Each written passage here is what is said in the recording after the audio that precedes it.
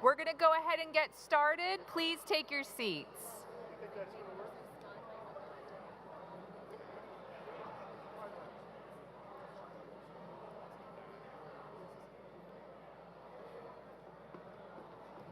Oh, hey, Daniel.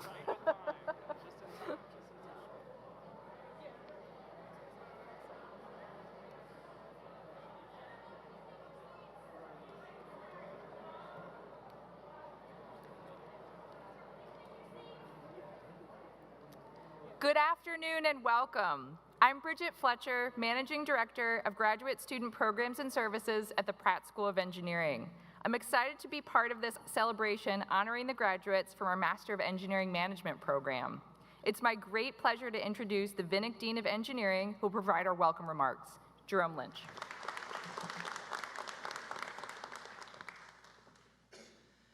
Good morning to you all, and a happy Mother's Day weekend to all the mothers and motherly figures that are in the audience with us today.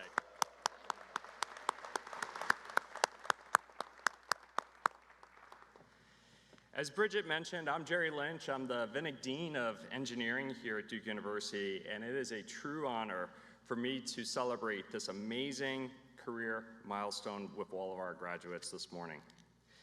This morning, you are graduating from Duke University, ready to fearlessly take on the world. My colleagues and I have watched with awe and inspiration as this class has grown in our classrooms and our laboratories, how you've overcome challenges and persevered during difficult moments, and how you have bonded at a singular community, drawing strength from one another. As we send you out to the world to live your dreams and to tackle the big problems worth solving, we could not be more proud of all of you. Of course, none of us make this journey alone. Let us take a moment to recognize the important cast of supporters who have helped each of you every step of the way. So I'd like to ask all the family and friends of our graduates to please stand for a moment. Graduates, let's give them a great round of applause.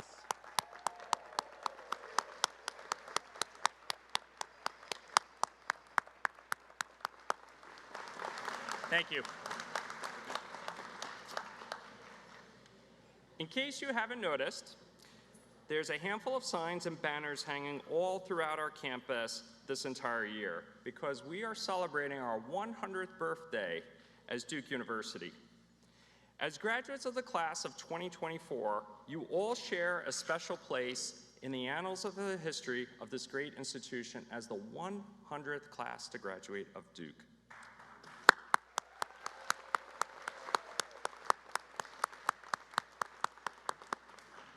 Hence, given our centennial, it's only fitting that my brief remarks today center on the Duke family. Not because they were the namesake of our university, but rather for the lessons that they can teach us. The stories of the Dukes of Durham is a true American tale, a Horatio Alger tale of self-made American family that rose from very humble origins in Orange County, North Carolina, to be one of the wealthiest families in all of America by the turn of the 20th century. While there are a plethora of lessons that we can learn from the Dukes, there are a few I'd like to share with you that are at the very core of our identity as the Duke community. While the story of the Duke family making their fortune in tobacco is well known, what is perhaps less known is how vital their embrace of technology and entrepreneurship was to their success. At a time when tobacco was sold as loose leaf for pipes, James Buchanan Duke, also known as Buck, saw the opportunity to bring the convenience of cigarettes to consumers. The only issue was the high cost associated with manually rolling cigarettes in a factory. In 1885, the Dukes secured 2 machines from James Bonesack that could automate the rolling of cigarettes, with one machine producing at a rate of equivalent to 50 hand rollers in a factory. While this adroit adoption of technology in the form of automation was game-changing, what ensured it drove Duke's success was the use of their patents and securing exclusive rights from the Bonesack Machine Company to ensure that they remained ahead of their competitors. The Duke's dominance of the tobacco industry through innovation and entrepreneurship is one of the earliest examples of the playbook that we still use today for technology-driven enterprises. What is the lesson in all this? Do not just be great engineers when you leave our campus. Rather, be great engineers whose entrepreneurial mindset unleashes the creative powers that you all possess. Build the business acumen needed to convert your creative efforts into viable solutions that have real impact for people. In the Pratt School of Engineering, we use the phrase "in service to society" to define our unwavering belief in training the next generation of engineers who are socially minded to take on the big challenges that lead to a better society. We can trace this commitment to the Duke family. After achieving commercial success in tobacco, the Dukes sought to drive greater economic opportunity for the population of North Carolina by investing in much-needed energy infrastructure for a growing state manufacturing sector. James Buchanan Duke and his brother Benjamin led a massive initiative to construct dams and reservoirs on the Catawba River in North Carolina's Piedmont region. In fact, Lake James, north of Charlotte, is named after James Buchanan Duke for this monumental achievement. The Duke's dream of electrifying the region through hydropower was a bold idea poised for massive impact. The Duke brothers were fearless in pursuing them because they believed that their ideas would transform the state for the better.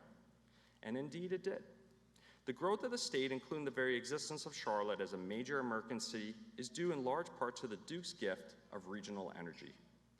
The lesson to be learned is that Dukies should never shy away from tackling problems of their day.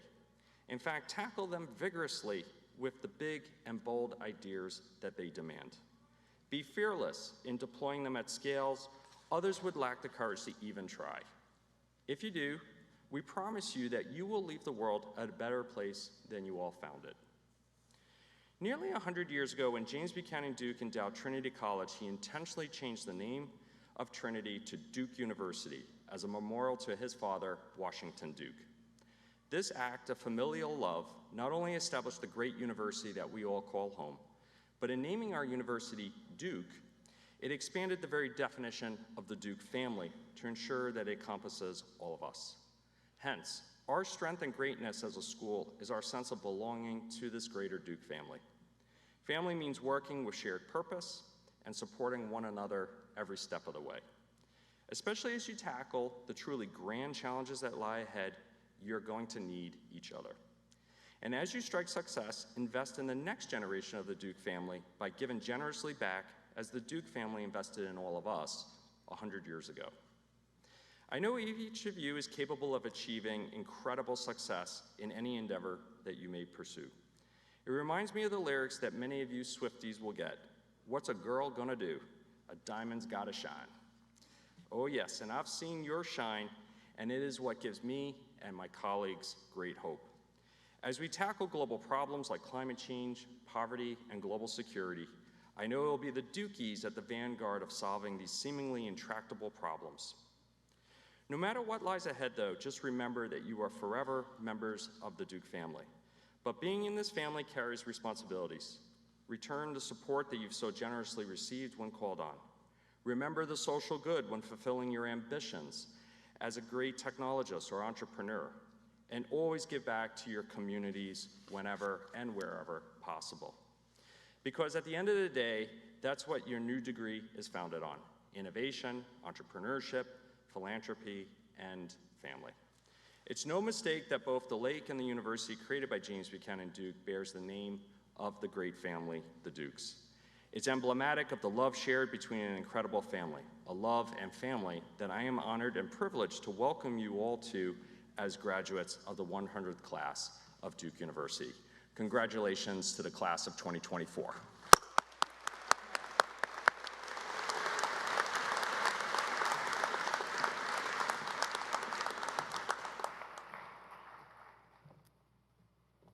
Thank you, Dean Lynch. We'll now have an opportunity to hear from our student speaker. Please join me in welcoming Saeed Taki Mahmoud to the stage.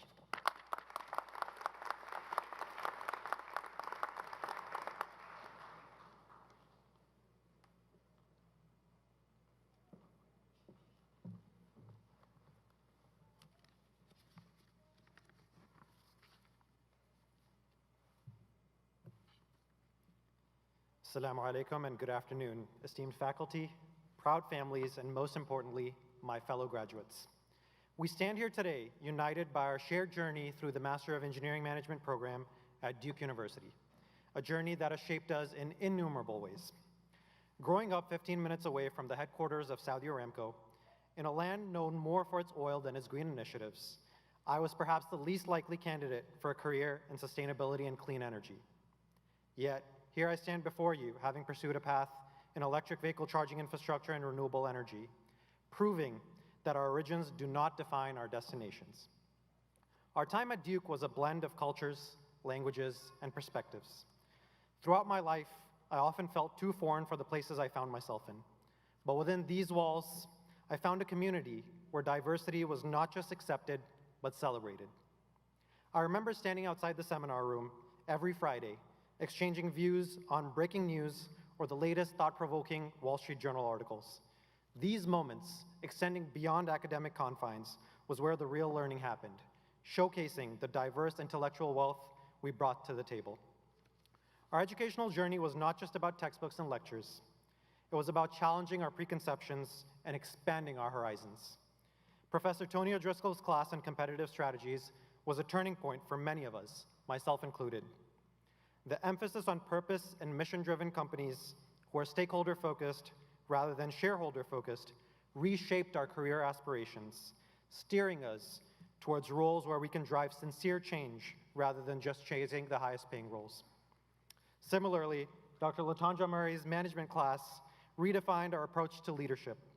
She taught us that effective management is not just about optimizing processes, but about inspiring and motivating teams on a more personal level. The transformation from viewing team members as mere cogs in a machine to seeing them as partners in success has been profound for many of us. These lessons in trust, motivation, and leadership have been transformative, not just professionally, but also personally. Another insightful experience was Professor Kathy Amato's negotiations class, which fundamentally changed our approach to conflict resolution and deal-making. Instead of viewing negotiations through the narrow lens of winning or losing based on our positions, she taught us to see the bigger picture and to strive for holistic solutions that benefit everyone. Her classes profoundly impacted how many of us will engage with clients and colleagues in our professional futures. Our program was more than just a series of classes, though. It was an encompassing experience. The MEM Lounge became a melting pot of ideas, whether we were discussing life's goals or just passing the time until our next class. Outside of campus, we spent time hiking, doing road trips, food runs, and game nights, and these interactions were the backbone of our Duke experience. Our impromptu gatherings from charades and karaoke at different events to celebrating global traditions enriched our understanding and appreciation of each other's cultures. This includes participating in the Chinese Lunar New Year celebrations, learning how to say Xinyan Kuaila in Mandarin, Diwali celebrations where I learned how to say Ela Navu in Telugu, or Indonesian iftars where I learned how to say Apa Kabar, and so many more instances. But it wasn't all roses and rainbows. The challenges we faced, especially for those of us adapting to a new country, were real. Yet, in facing these challenges, we grew stronger, more adaptable, and more empathetic. The hardships underscored the importance of community and support, reinforcing the idea that our collective experiences were as valuable, if not more so, than our individual achievements. We had each other's backs, recommending internship or job openings to each other, or even slightly crazy moments, like when about 15 of us went to Holly Hills at 1 a.m. to support one of our peers who thought there was an intruder in their house. The importance of relationship building has been a recurring theme throughout our program. We've learned that success is not measured by grades or accolades, but by the connections we forge and the impact we have on others. The myriad of opportunities provided by Duke, including Energy Week, the Duke Masters Impact Challenge, the MEM Executive Challenge, the industry-leading seminars and skill-building workshops offered, the fantastic opportunities and competitions hosted by the MEM clubs, and so on, were not just learning experiences, but chances to collaborate, innovate, and lead. As we look back on our time, we'll remember the late-night study sessions, the shared laughter, and even the challenges we overcame together. We'll remember the academic rigor, yes, but more so, we'll cherish the bonds formed and the sense of belonging we found. I am so proud of everyone in this program because we all took a big step forward in our careers and stepped out of our comfort zone by choosing to come to Duke and getting this degree. In closing, I'm reminded of our diverse journeys to this moment and the shared path we embark on from here. Just as I found an unexpected path from the oil fields of Saudi Arabia to the green fields of sustainable energy, each of us has the potential to forge our own unique paths forward, grounded in the lessons and friendships we've cultivated at Duke. Congratulations to the graduating class of 2024, and as we transition to the next chapter of our lives, may we remember the words of Imam Ali, who said, "You presume you are a small entity, but within you is enfolded the entire universe." This quote serves as a reminder of our boundless potential and infinite possibilities that lie within each of us. May we carry forward the spirit of innovation, the strength of diversity, and the commitment to making a positive impact in whatever corners of the world we find ourselves in. Thank you, and congratulations once again.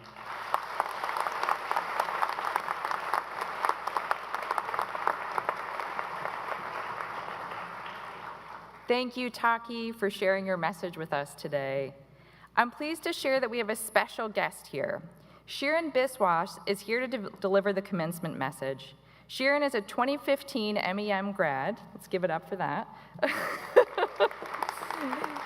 He lives in Charlotte, North Carolina, where he works as a mechanical design engineer, managing the custom skid design and fabrication projects for Caratech Incorporated. He also leads their proprietary product line of seal pots.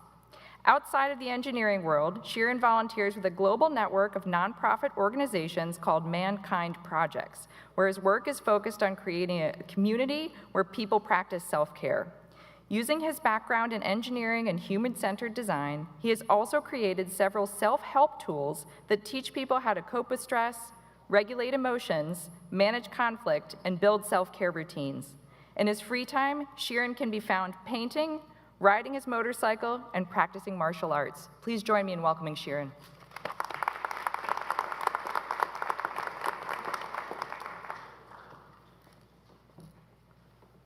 Graduates, jodi tor dak shune kyo na ashe, tobe ekla cholo re. This is a Bengali verse written by Nobel Prize winner Rabindranath Tagore. Don't worry, the rest of the speech is going to be in English. This verse translates to, even when no one answers your call for help, you must still continue walking your path by yourself. This is a choice that I've made throughout my life, consciously or subconsciously, even when I was too young to understand it. When I was 7, I loved playing with toy trains. I had this green battery-operated toy train that I was specially attached to. I would spend hours and hours playing with this thing. One day, the toy engine stopped working. I changed the batteries, but it didn't work. So I smacked it a couple times, like I had seen adults smack the TV remote when it wasn't working. That didn't work either. When I asked for help, my parents told me that they would buy me a new one for my birthday. Unacceptable. I wanted my toy to work, the one that I was attached to, not a new one. I had a caretaker at the time, so I asked him to take me to an appliance repair shop. You know, the kind of places that fix refrigerators and televisions. The electrician there told me toys like these broke often and cannot be fixed. Now I had given up. See, if an electrician whose sole purpose is to fix all the machines, if they can't fix my toy train, then surely all hope is lost. I remember feeling sad for several days after that. I did not know this at the time, but my grief was not about my toy train anymore. It was about feeling let down by people who I thought were more capable than me. People who could help me. I did not like this feeling of helplessness. Not long after that, I remembered something. When I was at the repair store, I saw that all the appliances were disassembled. And I thought to myself, so to fix something, you must open it up. Well, that makes sense, because I had seen doctors do the same thing to fix people on TV. So I grabbed some tools from Dad's cabinet, and I broke open my toy train, and I peeked inside. Of course, none of what was inside made any sense to me. I was 7. So then I thought, what if I open another toy that is working fine? And then I can compare the two and figure out what's missing in my train, and I can get it to work again. You know where this is going? I had opened up all my toys. I was on a mission. And by the time I finished, not only did I get my train to work, but I had taken parts from all the other toys and attached it to my train. So my train could go forward, backward, and it had blinking lights all over it like a disco ball. I had a unique toy that no other kid on this planet had, and I had made that happen all for myself. I felt so proud, so happy. I faced what felt like the biggest challenge of my life at the time. I had reached out for help, but it wasn't answered the way I wanted. But I continued to walk my path anyway, and it worked out better than I could have hoped for. There's something amazingly powerful about the perseverance and tenacity of a young child. We all have this superpower within us, but it gets tainted, worn out, even lost by the time we become adults. Today, I'm going to teach you how to reconnect with that inner superhero. Graduates, stand up for me, please, if you can.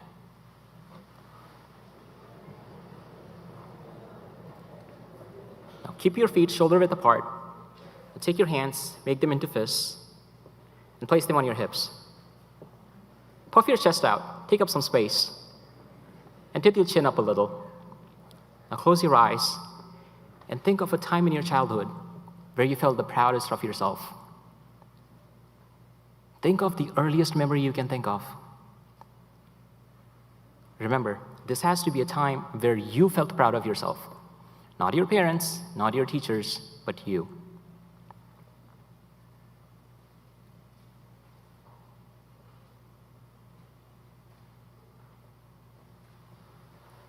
In this memory, you must have felt so strong, powerful, happy, even invincible. Whatever the feelings, allow yourself to feel those now. Now take a deep breath, in through your nose, and out through your mouth. Open your eyes and take your seats. When no one answers your call, it's really hard to pull yourself back up on your own. But you can do it if you can summon every last ounce of strength you have left in you. So next time you find yourself neck deep in a challenge, feeling distraught, lost, tired, do this exercise. Tap into the memory that you discovered right now. Make those fists and remind yourself what you're made of. This exercise helped me several times in my life. In 2018, I faced another challenge. At the time, I was working for a startup called LPMINA. We built emission control systems for coal and gas-fired power plants. It was a lean company, but it was run by some of the smartest people I know. The emission control market was not having a great year at the time, so all of us were working on different strategies to keep the company alive. One Friday, our CEO announced that we had run out of funding. We were going to have to close the doors permanently, and that at close of business, all of our jobs would be terminated. I was heartbroken. But I didn't have time to grieve the loss of people I was working with or the projects that I was working on. You see, I was an immigrant here on a work visa, which meant that the moment my employment was terminated, I had 60 days to find another job. It had to be in the same industry, it had to be relevant to my master's degree, and it had to be similar to my old job. If I couldn't, I would have to leave the US. A lot of you know what I'm talking about. Many of you may have experienced this yourself, or some of you even may know who is going through this right now. Leaving the US to go back to your home, back to your family and friends, that doesn't sound so bad now, does it? Until you think about all the hardships a person from other side of the planet must have gone through to get in the US in the first place. Fighting to the academic competition of getting accepted in a prestigious university with a low acceptance rate. Navigating financial challenges, and jumping through a maze of immigration laws and processes. All of that hard work would come undone. Unacceptable. I spent the next 60 days reaching out to my network, sending out resumes and cover letters. I drove hours and hours across cities to network with prospective employers. I would reach out to them and say, hey, I'm in your neighborhood this week. Let's catch up for coffee. I don't even like drinking coffee. But I sent that to everyone across the US. I was in everyone's neighborhood, available for a quick chat. I had reached out for help. I had started walking my path. I had 60 days to get to my destination.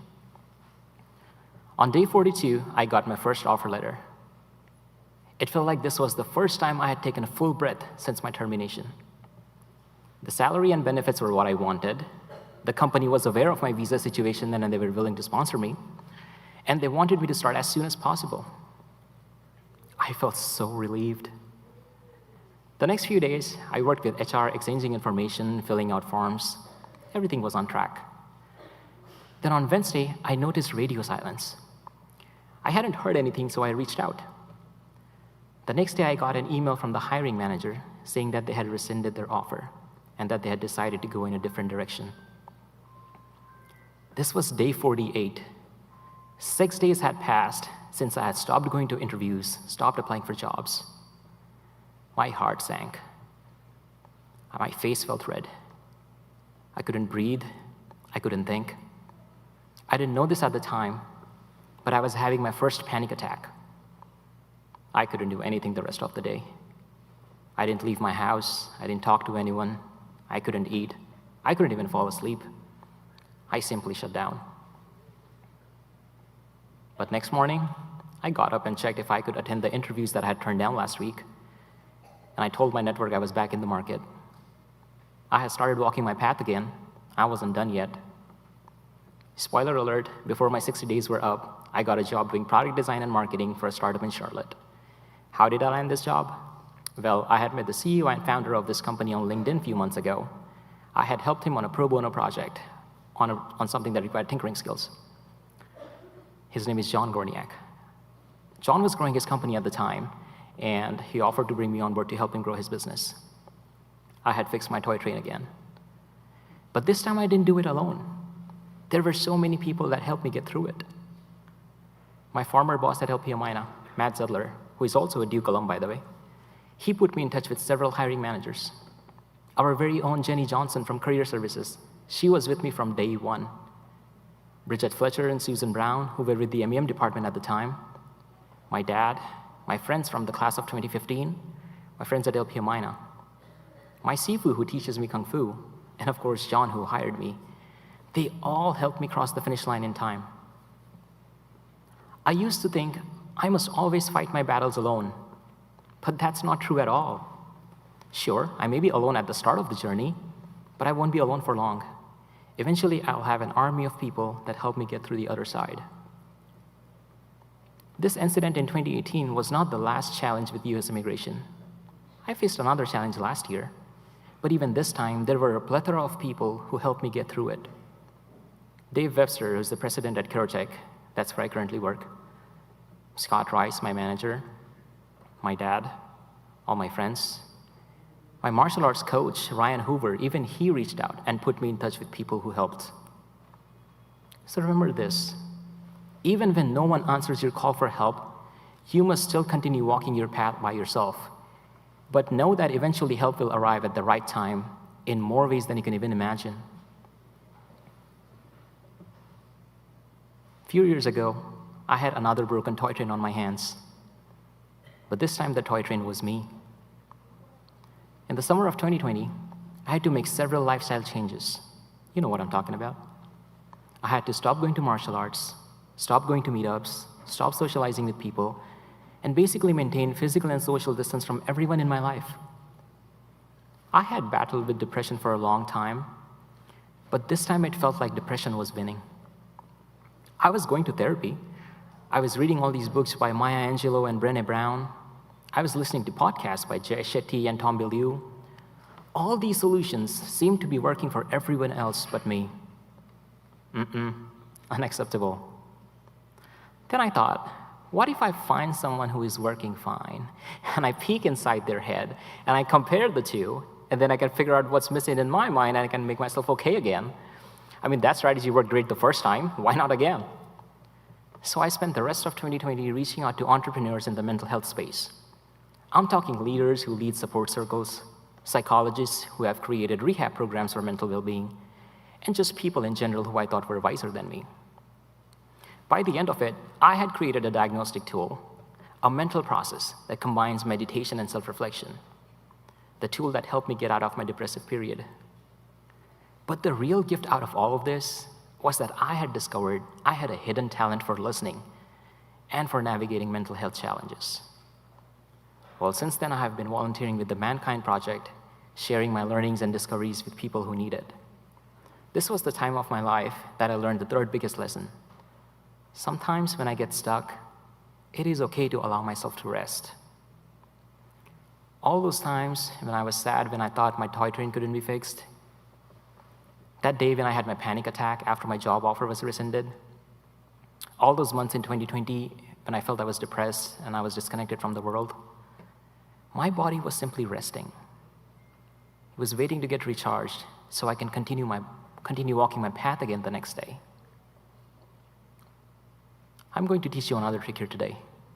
Graduates, stay seated this time, but close your eyes and take your right hand and put it over your heart. For the most of us, the heart is on the left side, but if you know you're different, feel free to put it on the right. Now take a deep breath, in through your nose and into your belly. As you inhale, notice your belly rising up. And when you exhale, squeeze every last molecule of air out, making space for the next breath. Do this for a few breaths.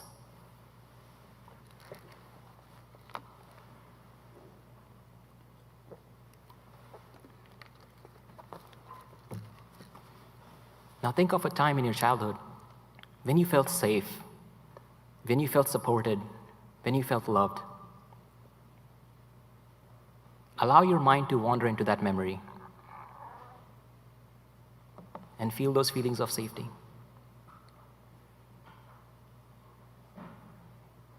Now take a deep breath, in through your nose and out through your mouth. Open your eyes and relax your hands. When you walk out of here today, out into the real world, as independent, self-reliant individuals, you're going to face a lot of tough challenges. I know this because you're all 20-somethings graduating with a master's degree from Duke University. To accomplish something like that at such a young age, you have to be the kind of person that is not afraid of challenges. Now, I'm not saying people who don't graduate with a master's from Duke are not hardworking. They are. And you're going to meet them out there, and you have to compete with them. And even when life isn't hard, it's going easy, I know you will go out of your way to find challenges yourself and tame them. Because that's the kind of person you are, and it is an inspiring quality to have. Just remember this, when you get tired and feel stuck, it's okay to take a pause. It's okay to rest. Do this exercise that you just did. Tap into the memory that you found now, and allow yourself to rest. I promise you, you will go much farther if you give yourself the rest when you need it. I shared a lot of stories with you guys here today. I don't expect you to remember all of them, but I want you to remember just 3 things. 1, start your journey. Start walking your path, even if you're alone. 2, know that you won't be alone for long. Eventually, help will arrive in more ways than you can even imagine. And 3, when you get tired, allow yourself to rest without judging yourself to be weak or lazy. If you can remember these 3 things as you set out to create your unique life, just like I built my unique toy train, that's acceptable. Thank you, and congratulations.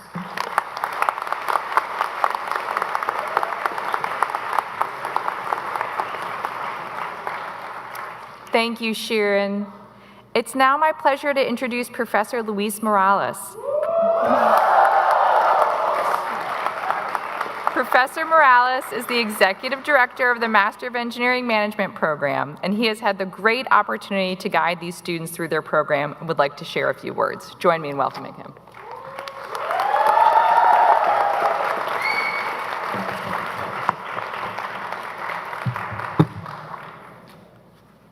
Hello. Dear students, Dean Lynch, Dean Fox, faculty, colleagues, family, and friends. It is my great honor, to be here today as we celebrate graduation day for the class of 2024. To the parents in the room, any parents in the room? Yes? I can relate to the sense of pride that you must be feeling today I too felt it not too long ago when I witnessed my son come up to stage and receive his hooding for Master of Engineering here at Duke. Graduations is my favorite time in the academic calendar. Joy permeates the air. Everyone looks their best. And the essence of achievement is both seen and felt. Graduations are also the perfect time for reflection.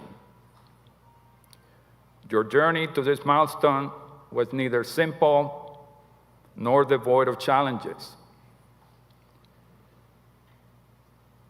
As you stand on the brink of re-entering a job market filled with uncertainty, I want you to remember this. Your resilience has already shone brightly. You successfully completed, and you have successfully graduated from one of the world's premier academic institutions, not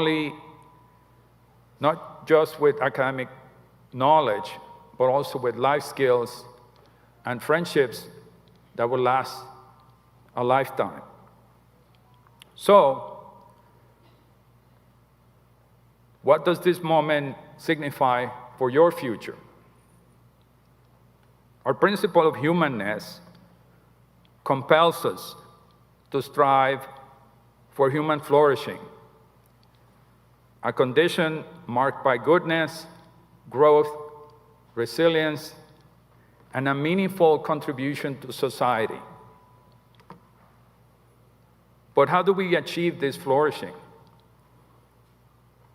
Well, let me start by drawing some inspiration from gardening, a personal pastime of mine, and as I tend my wife's rose garden. In gardening, flourishing is achieved or facilitated by 3 actions. See, the baby agrees. Those 3 actions are, number 1, pruning. Pruning helps focus the growth energy of the plant in a particular direction. Feeding provides the necessary nutrients to support the growth of the plant. And then watering helps distribute these nutrients, again, to support the growth of the plant. Similarly, I feel human flourishing can be enabled through 3 actions. And these are dreams, preparation, and performance. Dreams are the compasses of our lives. They guide our decisions, much like pruning focuses a plant's growth. When I was a child growing up in a farm in Honduras, many, many years ago, I used to dream about designing, building, and repairing machines. Those dreams drove me to understand on first principles how machines work and why,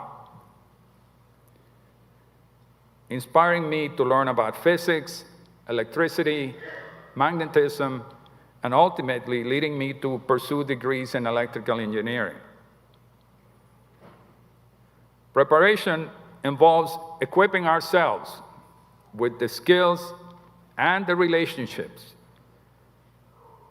necessary to set the stage for the opportunities that our dreams have outlined. Sometimes we want to skip the preparation, but preparation is a critical success factor to making our dreams come true. Finally, let's talk about performance.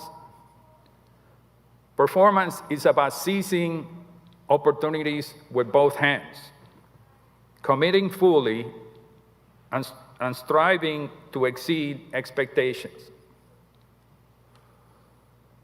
The opportunity may not look exactly as it did in your dreams, but that's okay. Focus on giving it your best and adding value. And I promise you, you will grow as an individual and as a leader. Summarizing, as you embark on this journey of flourishing, please remember to dream boldly, prepare diligently, and perform passionately. Before I conclude, I want to leave you or recite a poem by S.H. Payer that has been a source of inspiration and aspiration for me, and I hope it has this similar effect on you. Here it goes. Live each day to the fullest. Get the most from each hour, each day, and each phase in your life. Then you can look forward with confidence and back without regrets. Be yourself, but be your best self. Dare to be different and follow your own star. Don't be afraid to be happy and enjoy what is beautiful. Love with all your heart and soul, and believe that those you love you. When you're faced with a decision, make that decision as wisely as possible, but then forget it. The moment of absolute certainty never arrives. Above all, remember that God helps those that help themselves. Act as if everything depended on you, and pray as if everything depended on God. That's all I have for you today.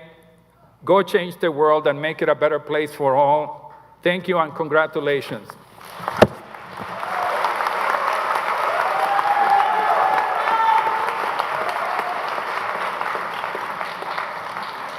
Thank you, Professor Morales. I'll now be inviting our graduates to the stage where they will be hooded by a faculty member from their program and congratulated by another of our esteemed faculty members. Family and friends, while all graduates are listed in the virtual program in alphabetical order, this is not the order in which they are seated and will cross the stage. Graduates, please remain seated until your row is directed to rise. As you leave your seat, please make sure you exit your row with your name card and hood draped on your arm. You will return to the same seat after you cross the stage so all other belongings can remain right where they are. Sue Mathias from our Graduate Communications and Intercultural Programs team will be reading the names of the graduates.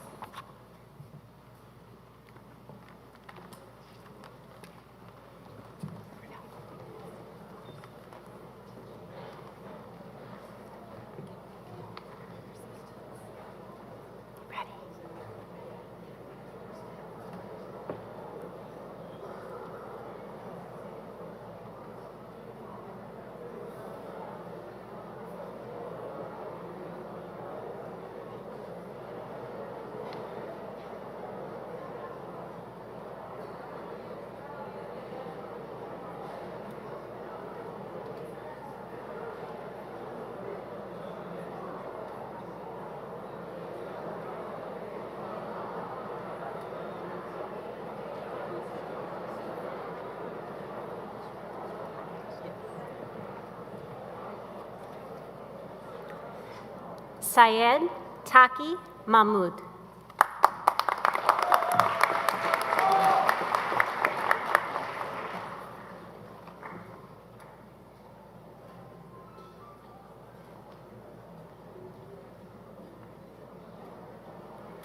Siddharth Singh.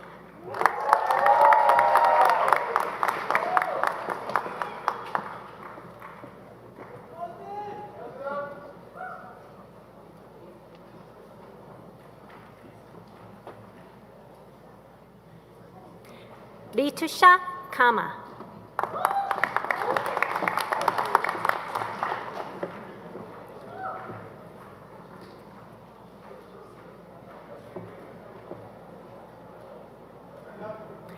Harshavardhan Reddy Katapali.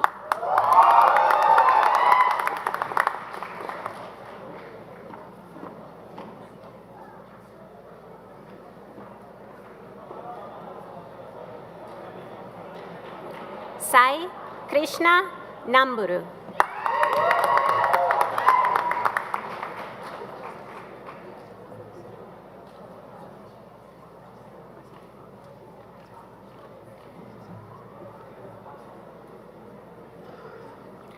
Sudha Vaishnavi Tutakura.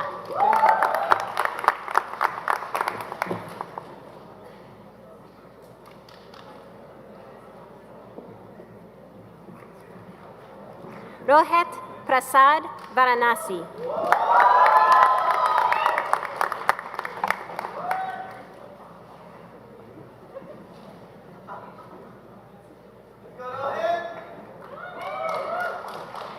Pradeep Naginan.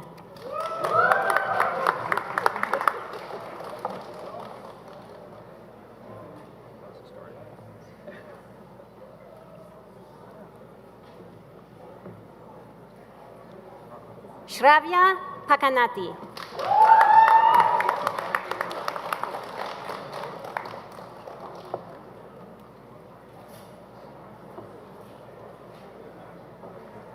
Janavi Yanamadala.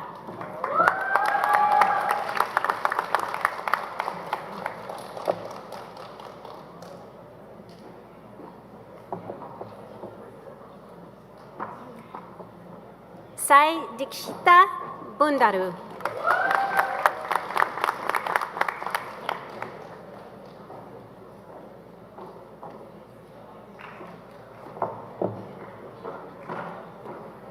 Mahender Reddy Kotakapu.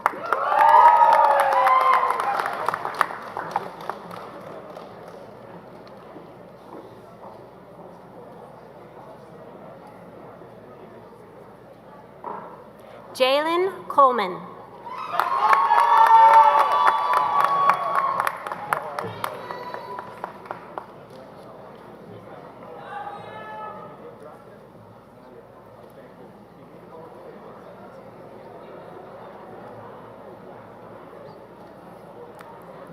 Archit Kapoor.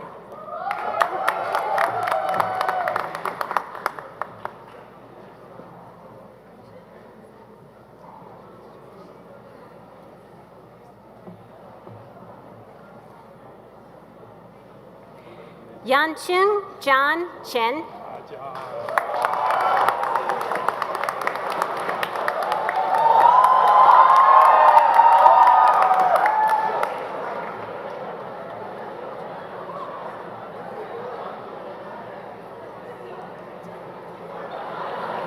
Walter Wang.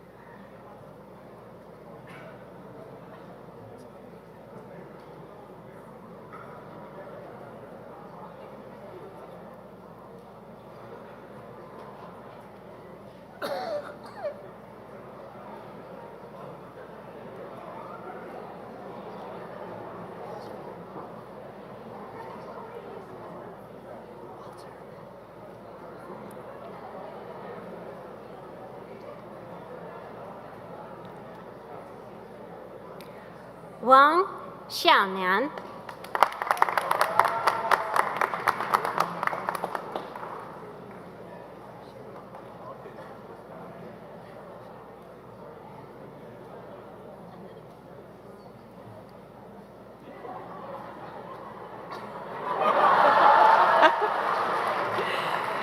Xu Liu Wang.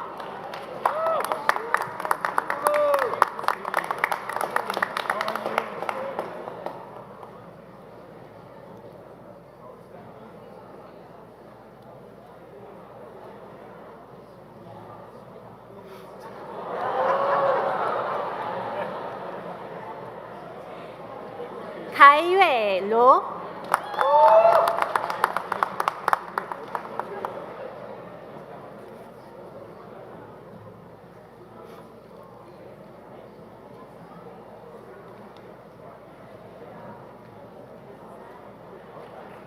瑞化灯。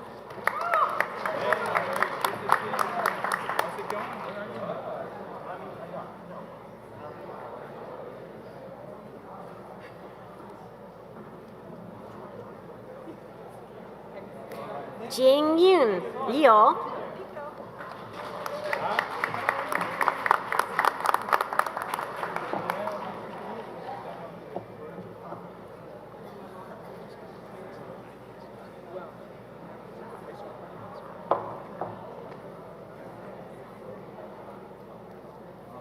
子长流。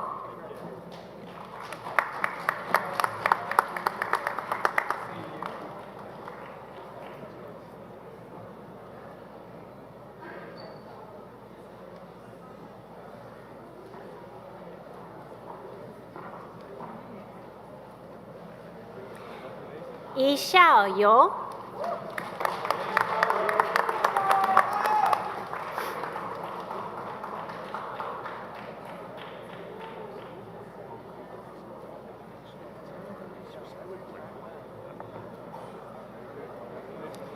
因美强。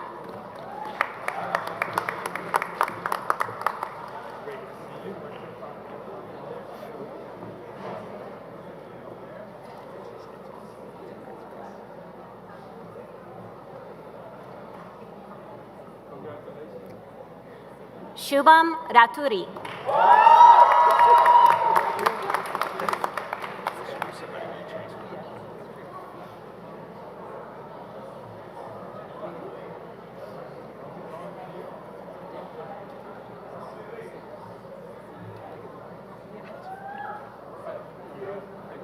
Lavanya Yadav.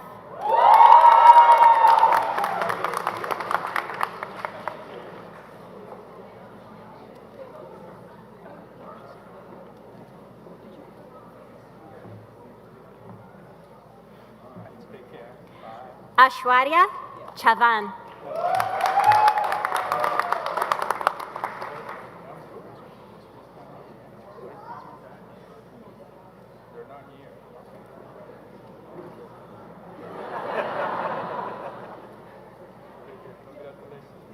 Daryl Chan।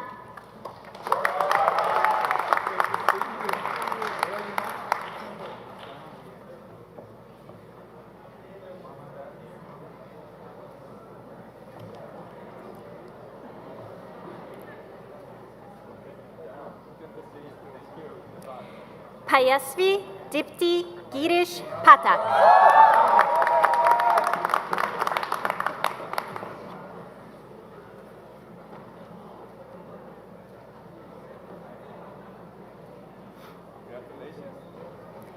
Preruna Deshpande।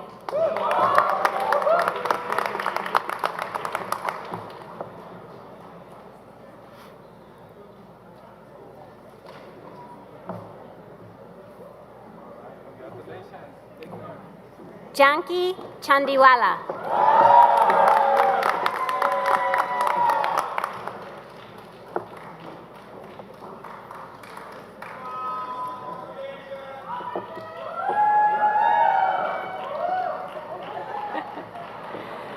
Bhavya Sharma।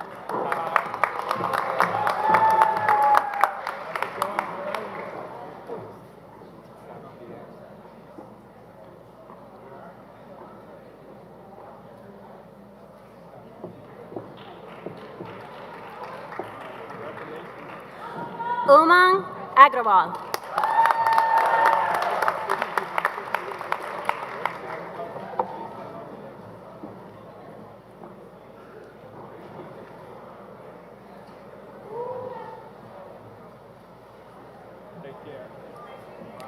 Dishant Bhatt।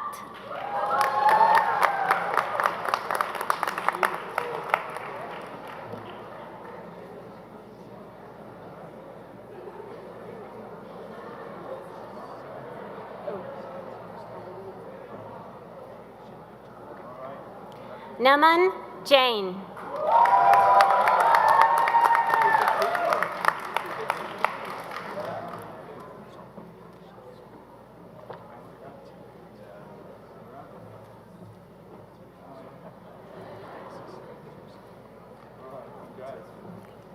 Matthew Bloom.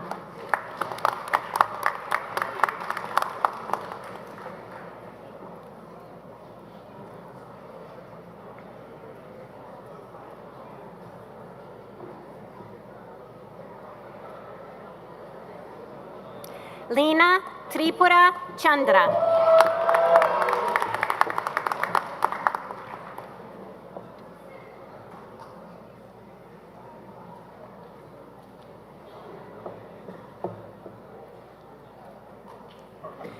Shatanshu Chaudhary.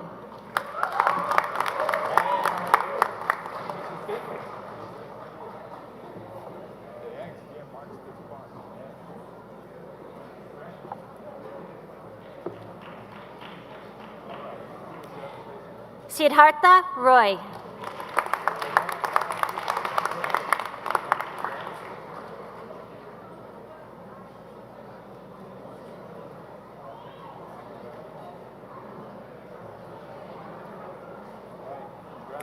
Parth Ravi Kingrani.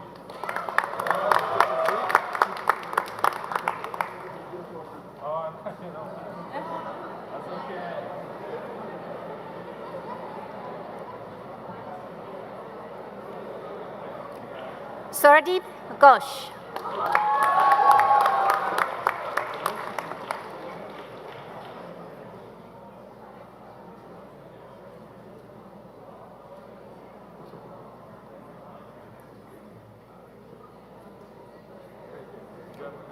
Apurva Rastogi.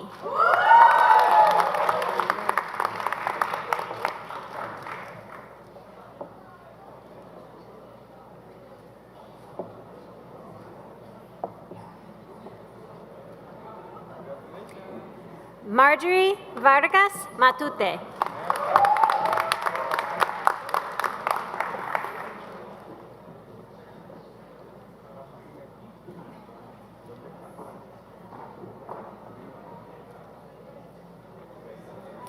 Soumya Roy.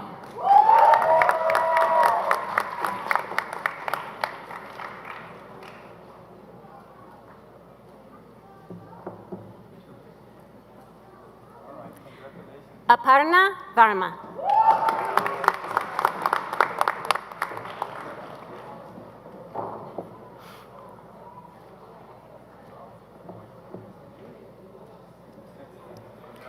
Shatakshi Shukla.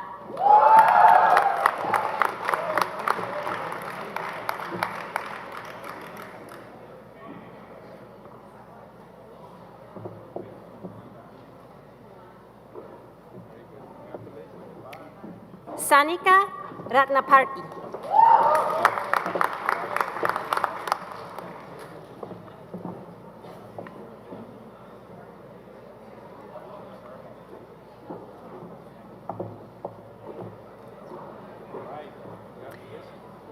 Siba Sadiq.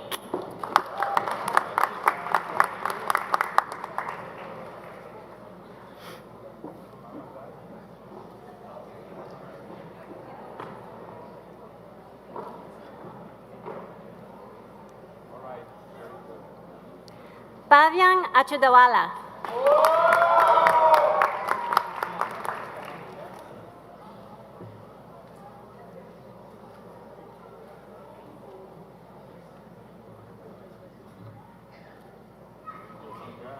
Yash Lala.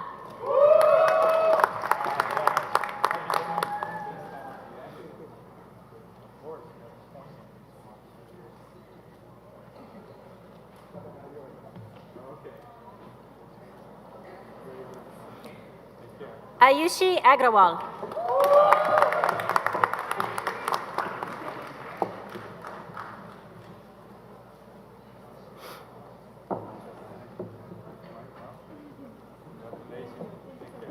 Kalawat Arpit.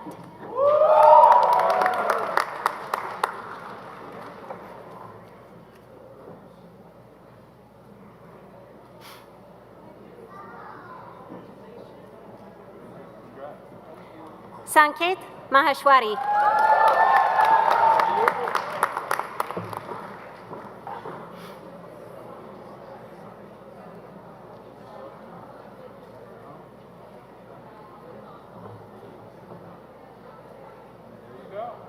Sharvanika Lakshmi Naharayanan.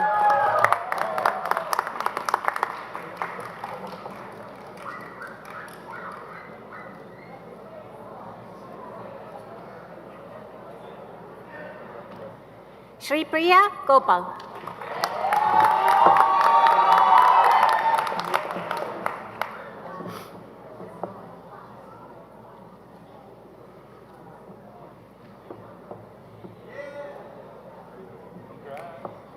Bala Aparna Chaturvedula.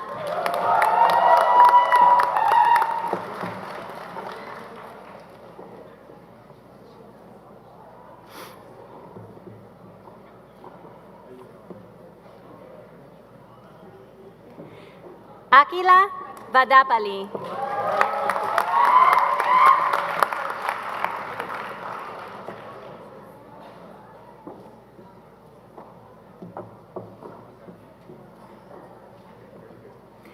Anjane Tiwari.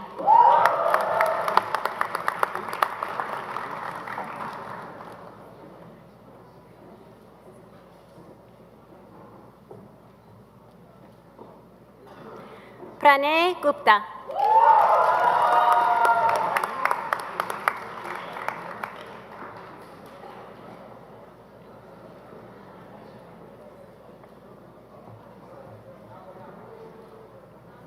Adarsh Ajit Kumar.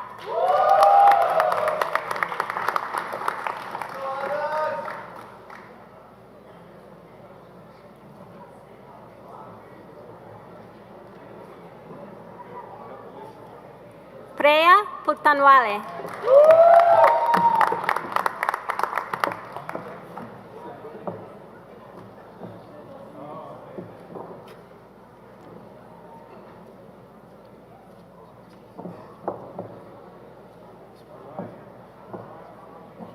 Aditya Dol.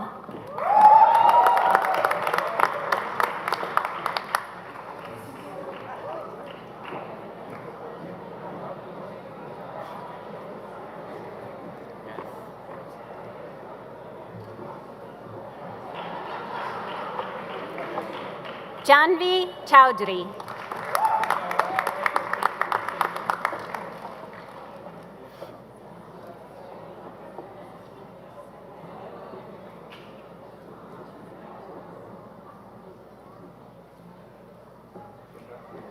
Rucha Dume.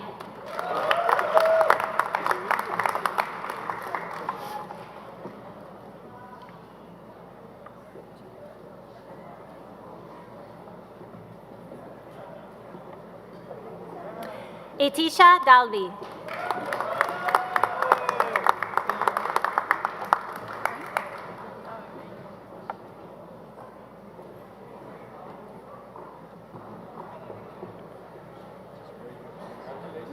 Nicole Posasorski.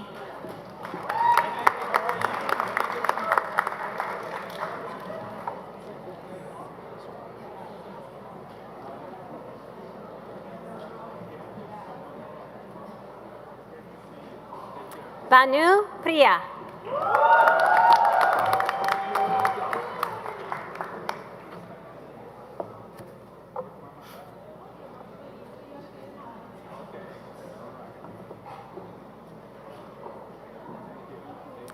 Nikita Kora.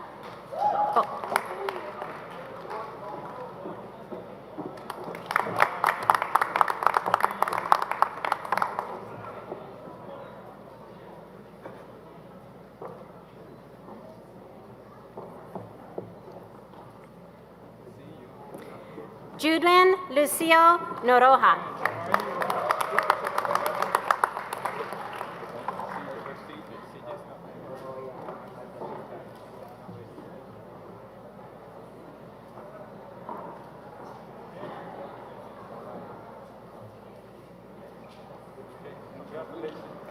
Elisa Jose.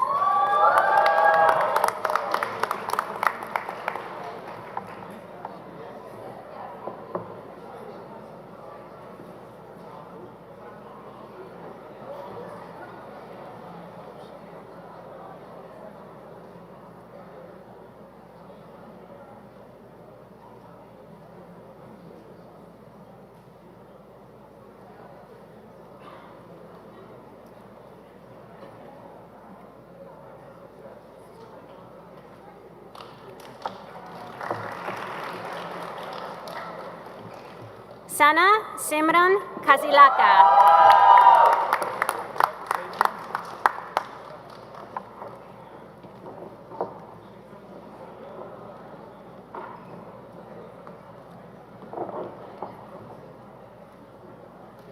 Sudarshan Krishna.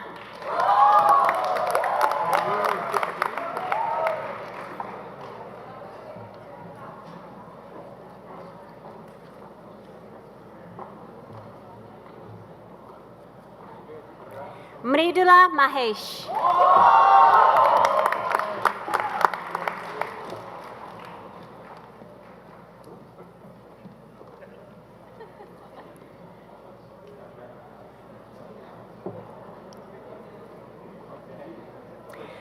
Anusmriti Jayendran.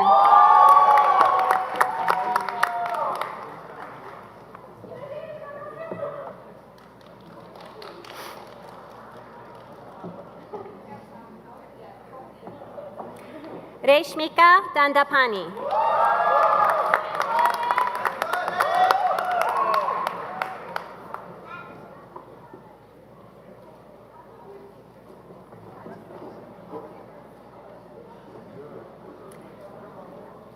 Aruna Prakash.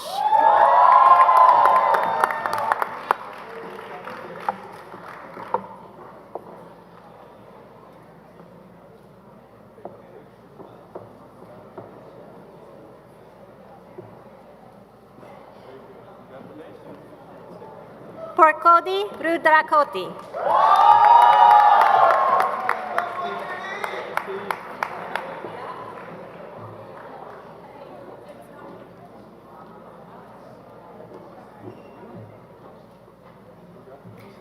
Nupur Ashish Vaishnav.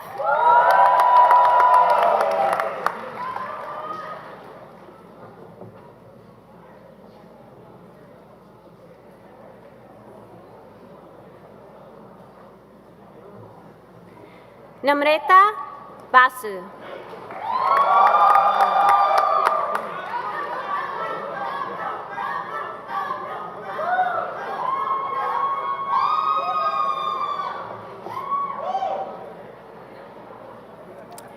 Pranita Pandurang Madali.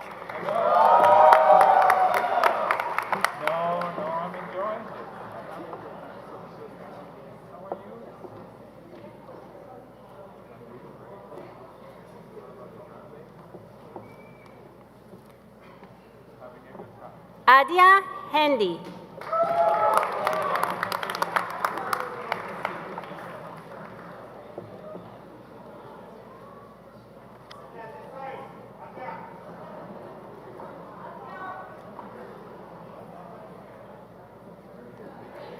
Anthony Pradeep Clement.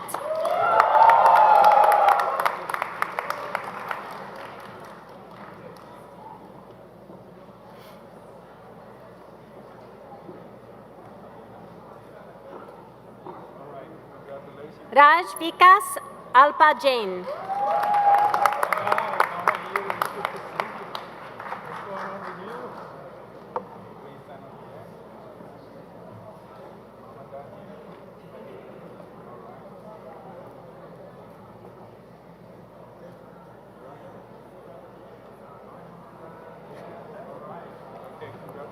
Kuntal Devyani Dinesh Kuvar.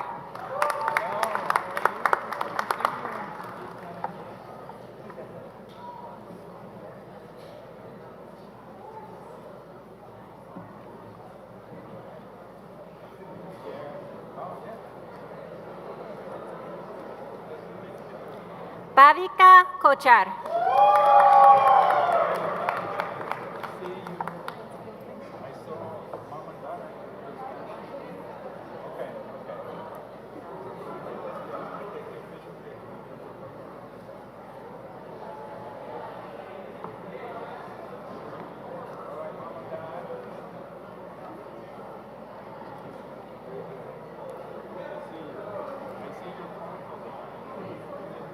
Pranjara Gurushant Siddhanagodru.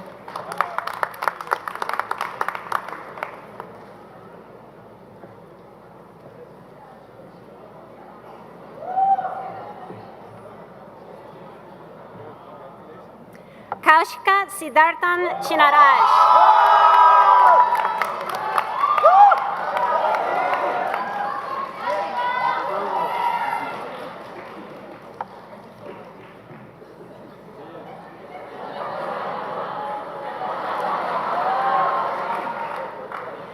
Pratish Kumar Chinasamy Nagararatun.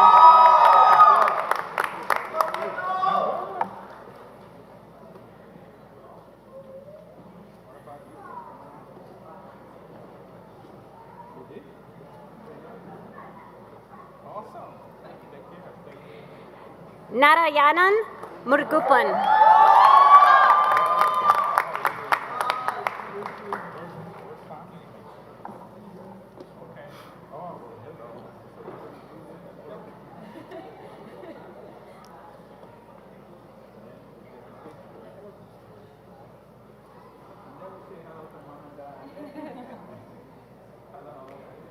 Divya Babu Komati.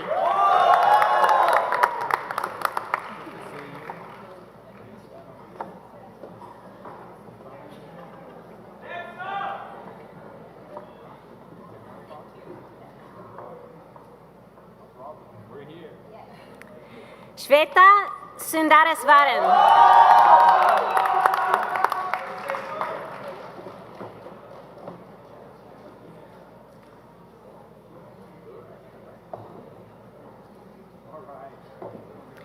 Shruti Shiva Shankar.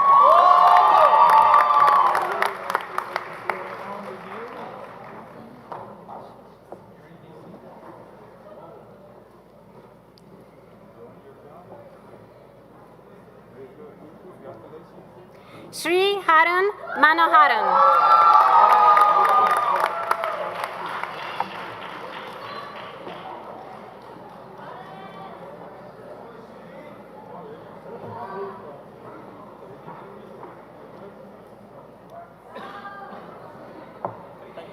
Shyam Kumar Lakshmi Narayanan.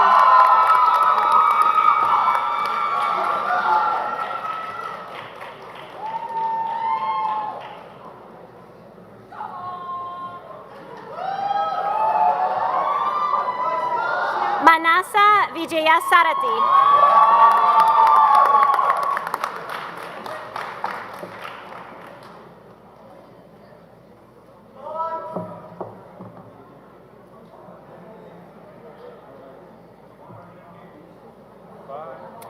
Vaibhav Manapuram.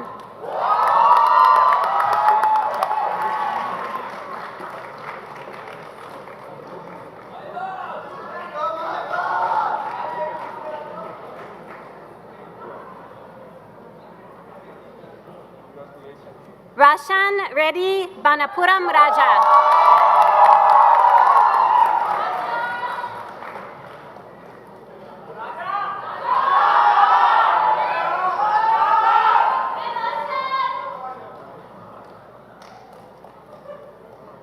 Jada Amber Hines.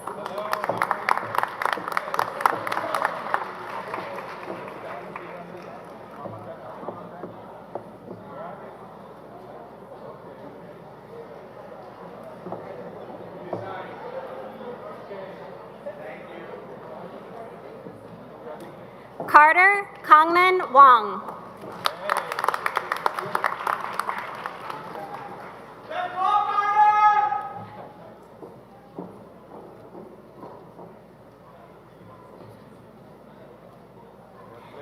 Divya Pokhriyal.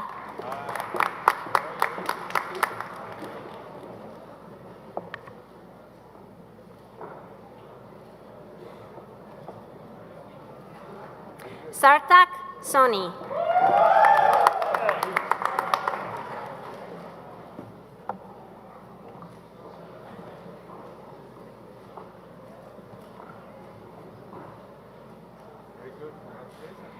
Danashri Nemadi.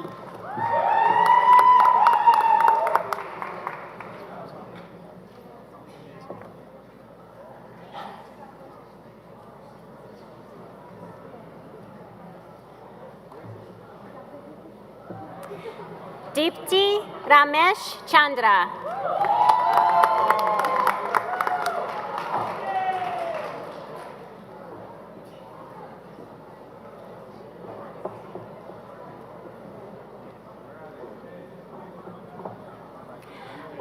Irene Charlotte Dunn.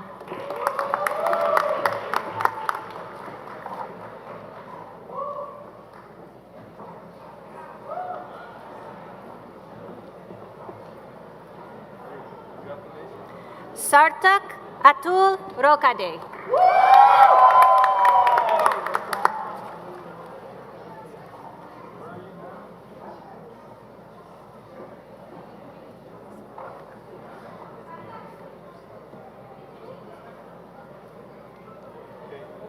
Rohan Melend Talati.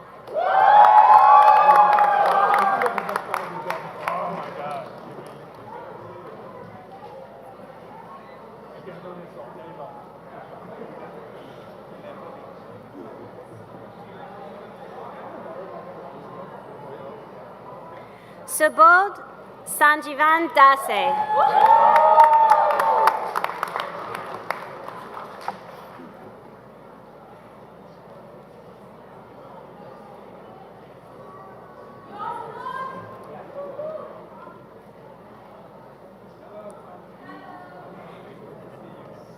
Niharika Ajay Srivastava.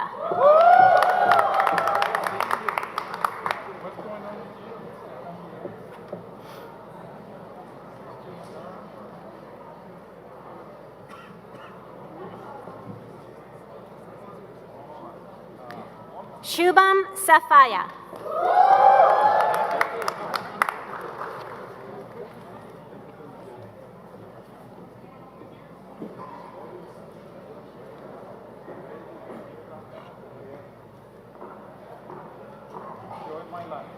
Saurabh Verma.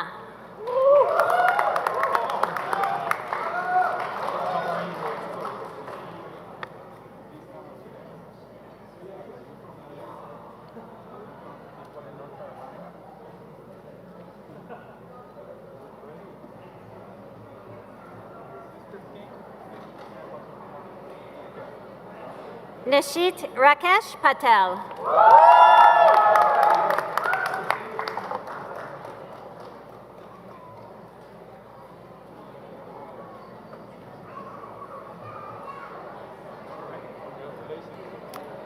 Dakshat Mahesh Rajani.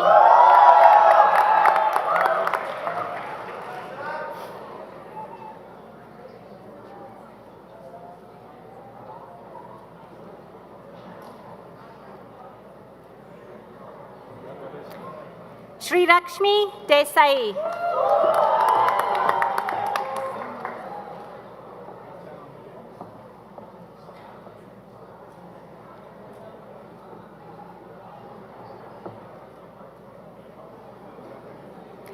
Akash Aital.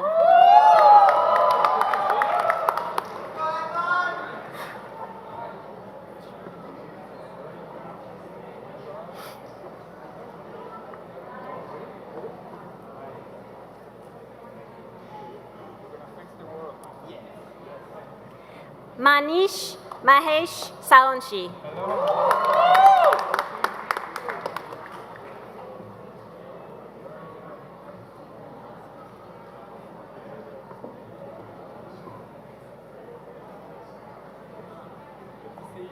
Akash Raghavendra Katavate.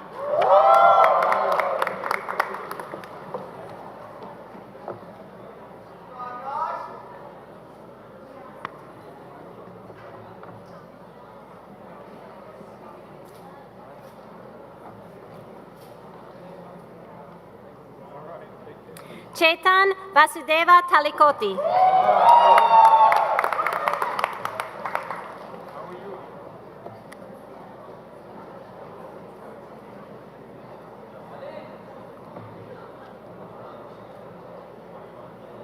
Druvil Parikh.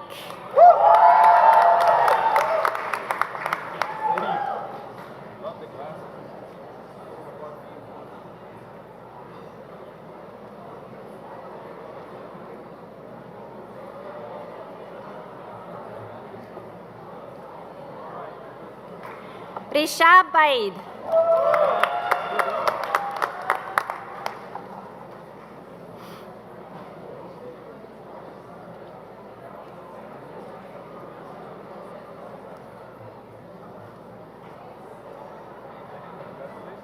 Trupal Mangrola.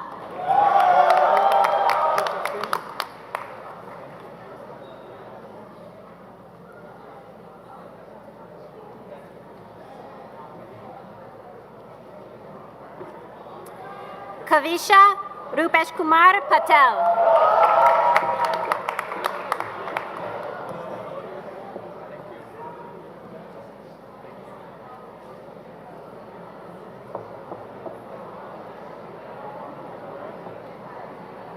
Anushka Manoj Sancheti.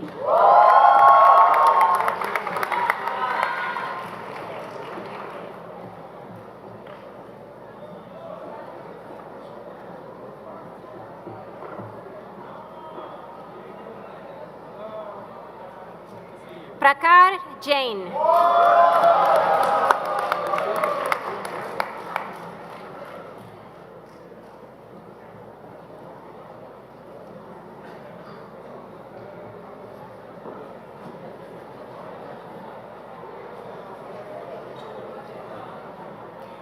Niharika Singh.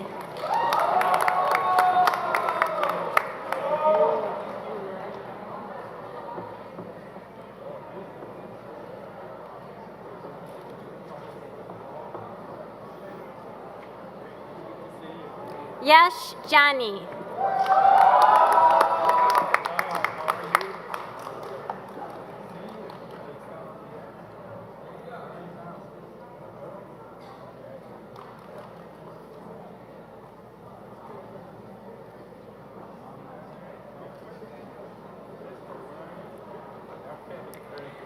Samraj Dasgupta.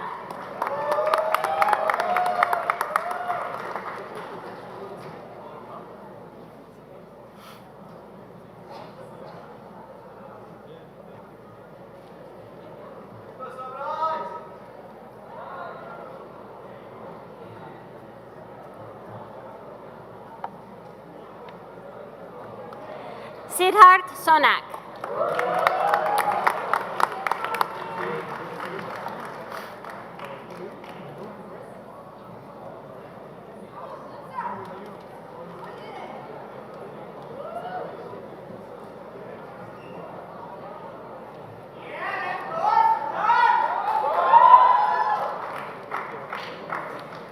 Yashish Lakshmi Prasanna Begar.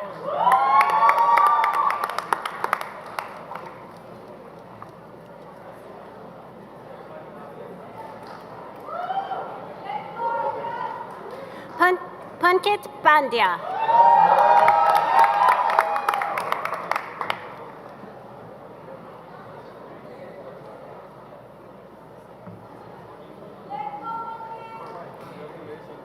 Shrikant Morlidaran.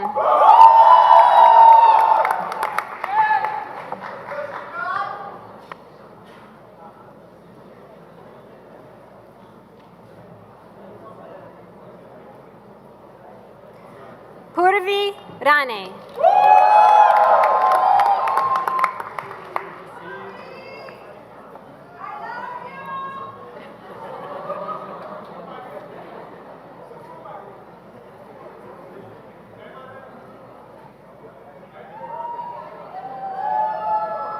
Dairya Soner Shah.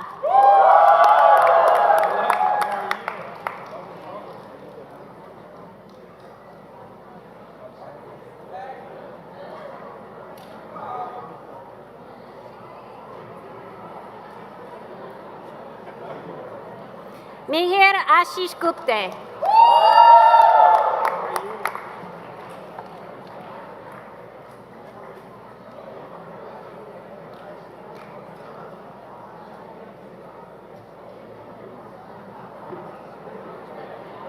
Rishik Prashant Kabra.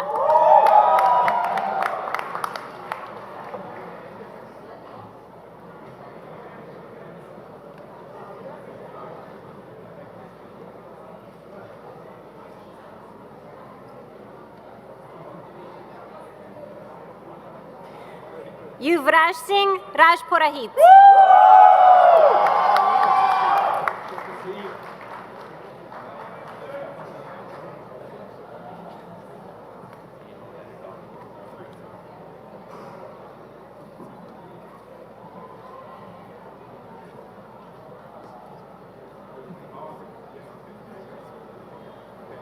Dhruv Bid.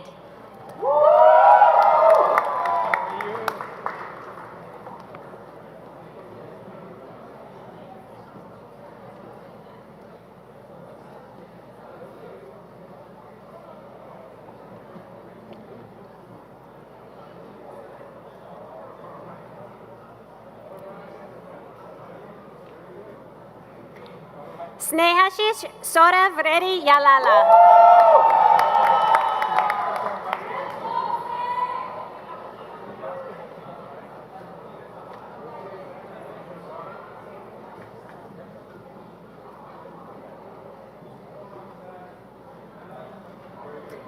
Amrit Goyal.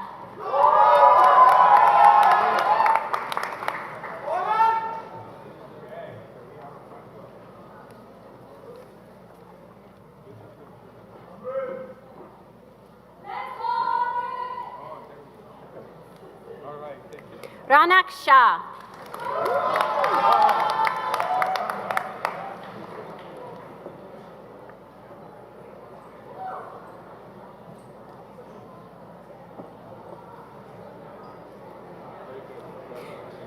Krupen Nikhil Shah.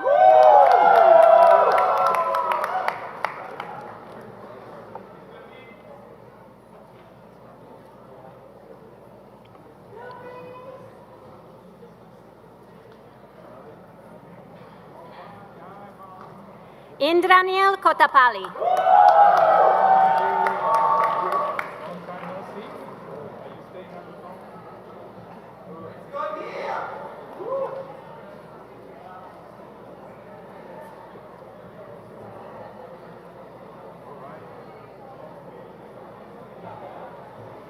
Aman Kumar Mahapatra.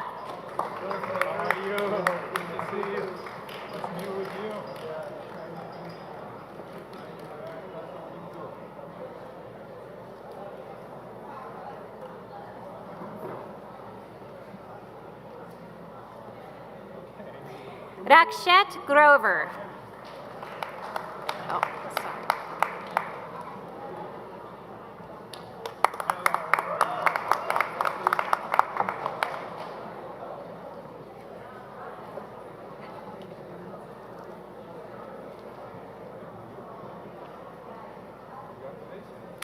Palash Paresh Kotari.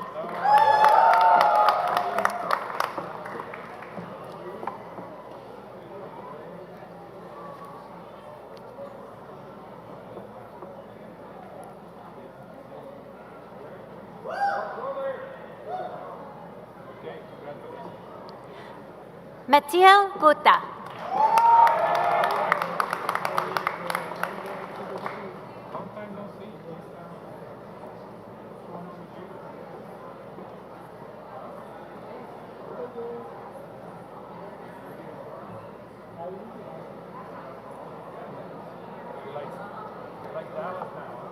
Debarun Mitra.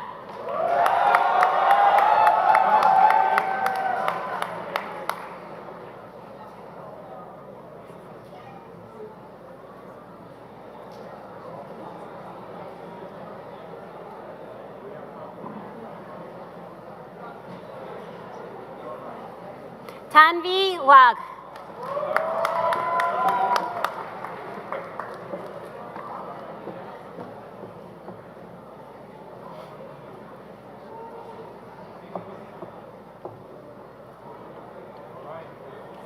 Stuti Sunil Mishra.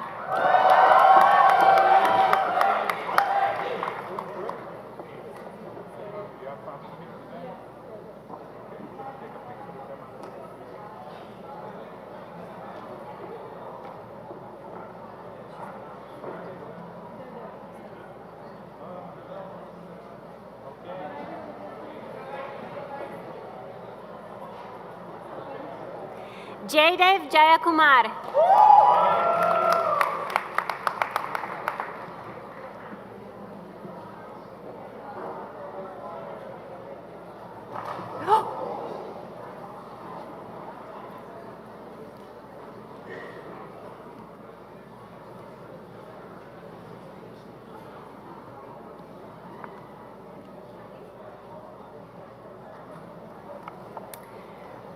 Pratana Anand.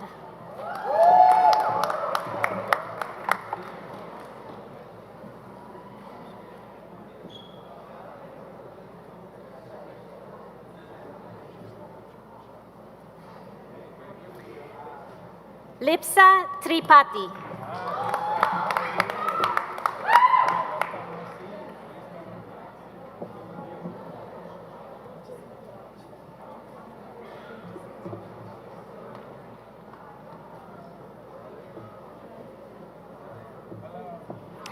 Harsh Oja.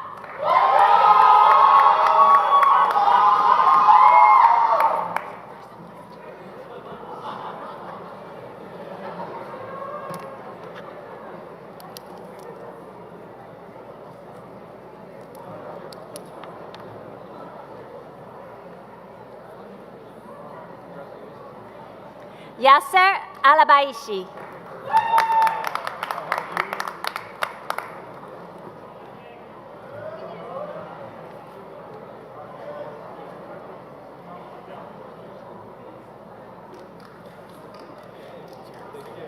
Sinchana Tipeswami.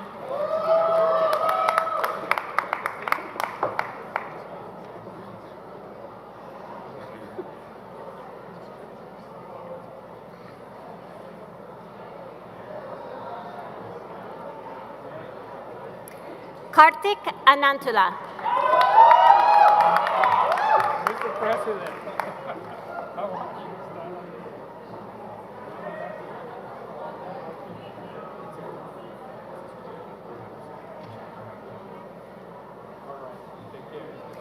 Raj Hungund.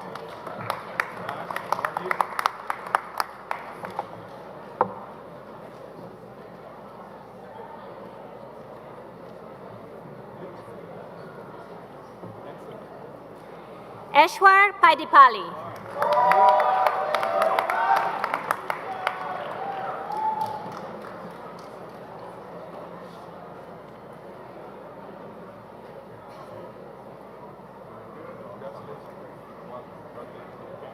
Nishant Danti Manjunatha.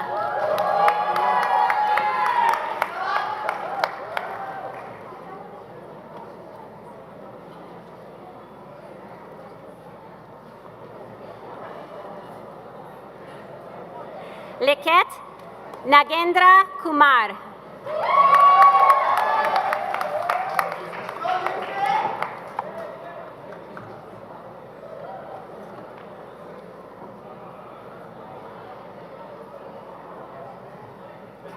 Varsha Vinod.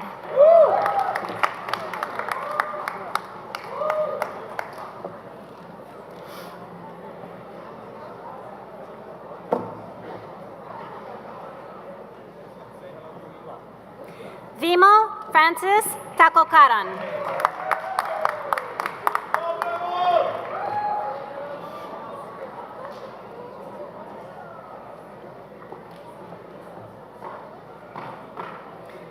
Jyoti Vashish.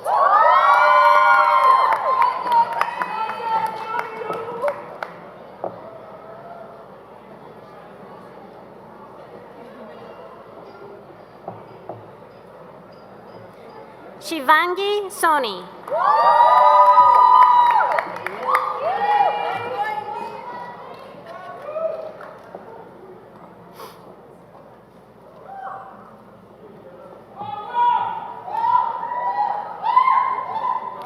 Anusha Aran.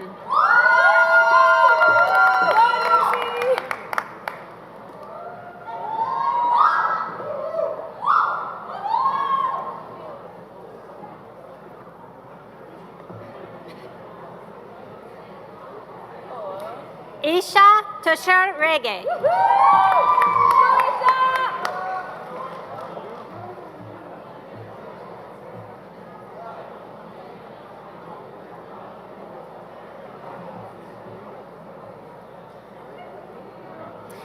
Nupur Tondan.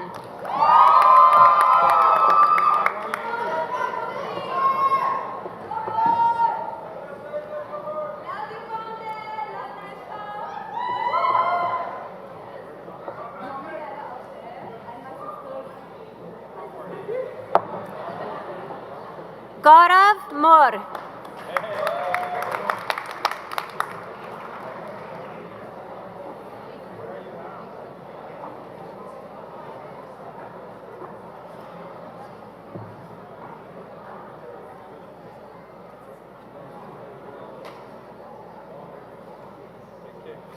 Pranjal Dubey.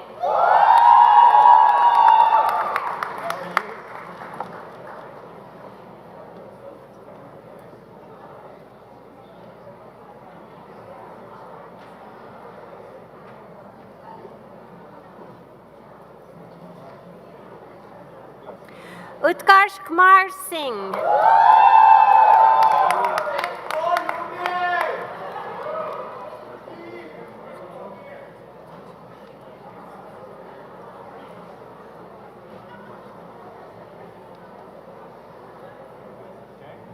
Hitakshi Bansal.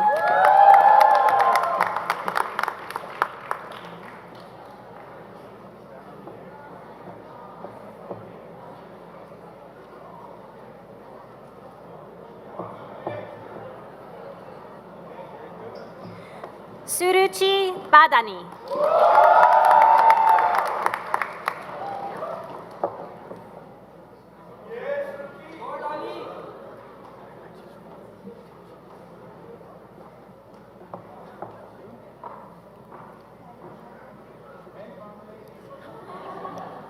Rishab Gulati.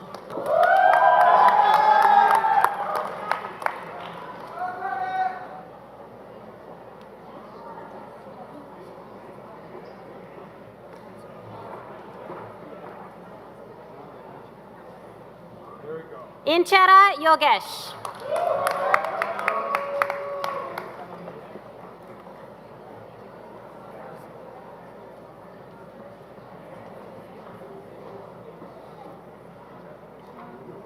Vishaka Jha.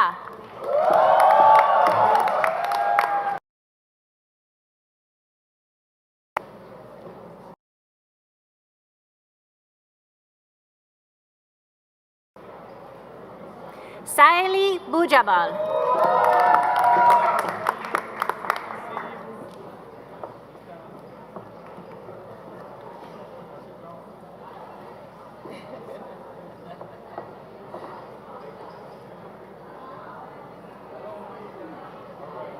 Sanjona Kar.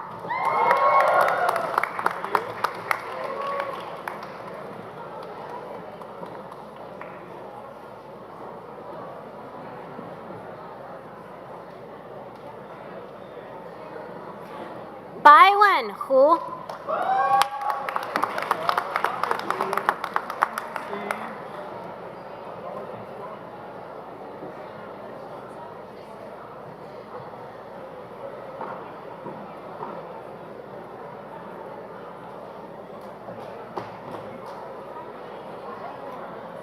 Ling Chi Guang.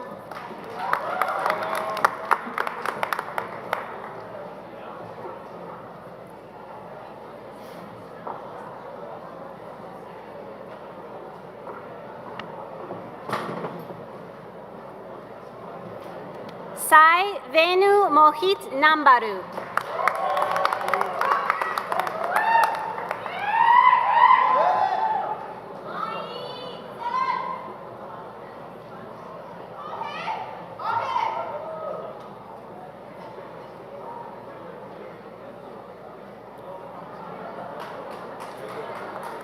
Yuan Shi Xie.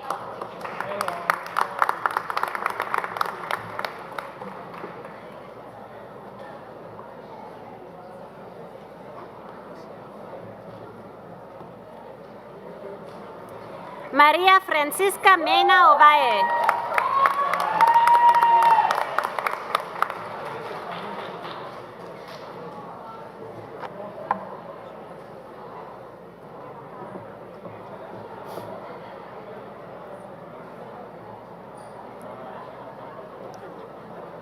Chen Yang Lin.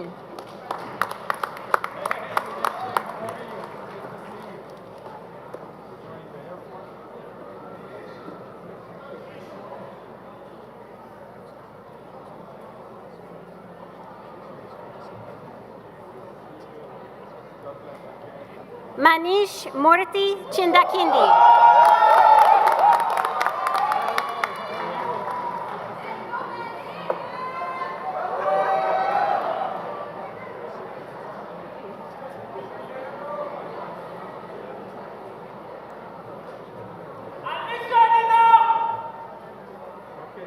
Nikhil Prakash Bhagwat.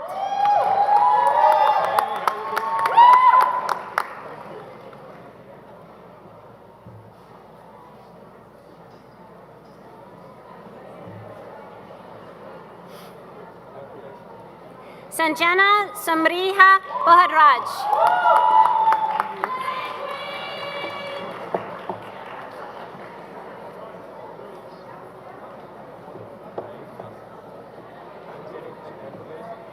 Yati Arora.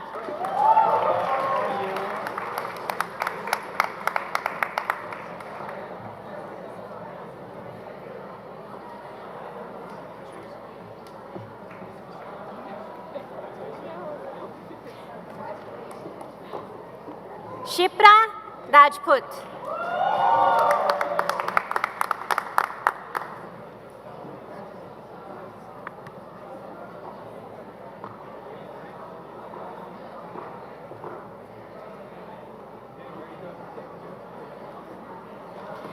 Simi Ukpashei.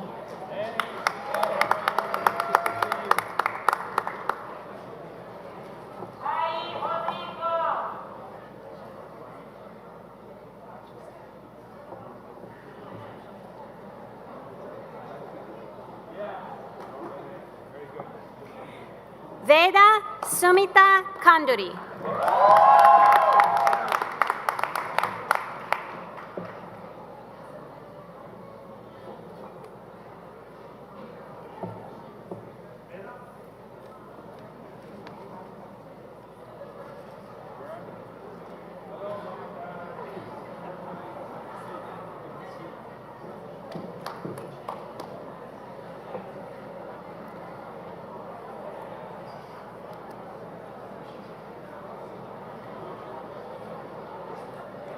Prakar Lohia.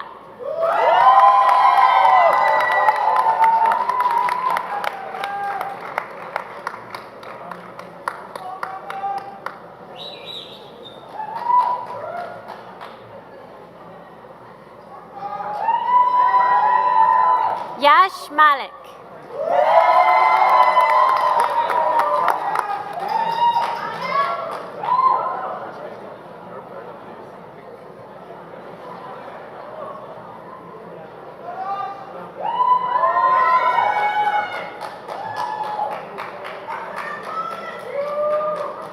Rodrigo Feix.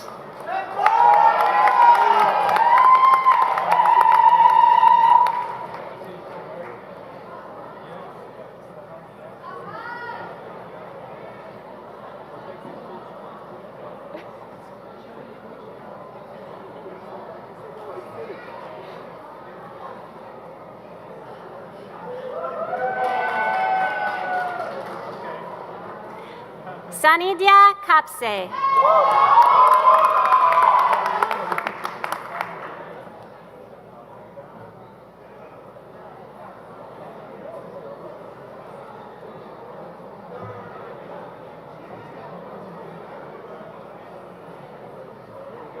Simranjit Dua.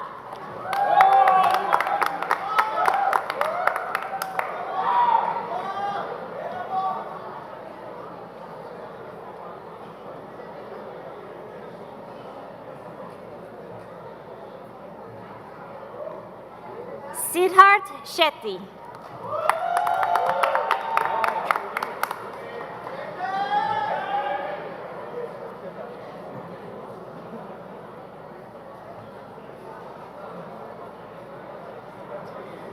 Shubham Nagarwal.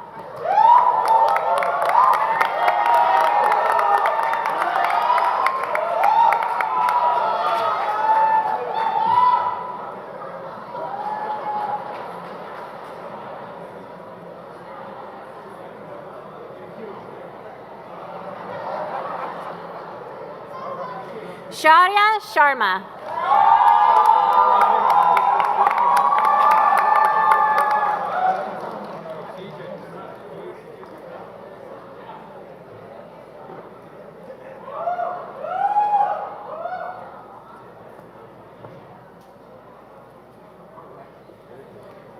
Sai Varaprasad Bogula.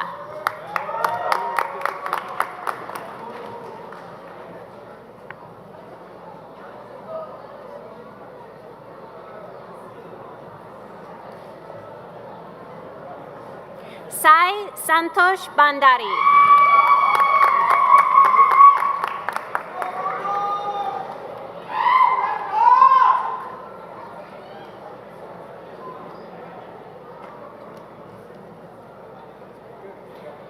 Jay Gohil.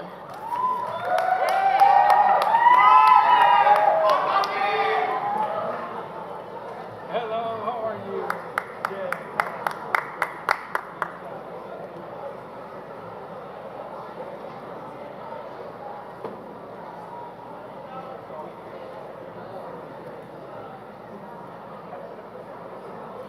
Kundan Dasgupta.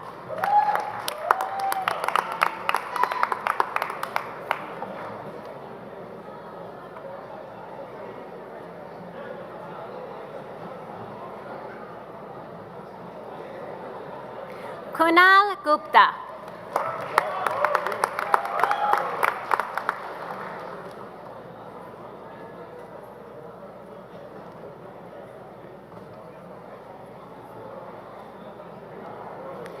Nakul Gupta.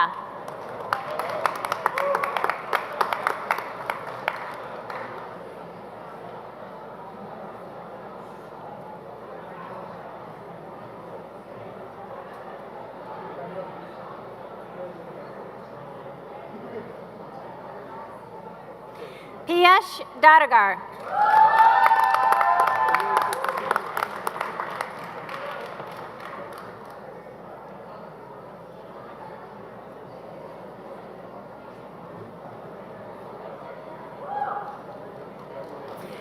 Miguel Barriola Aranz.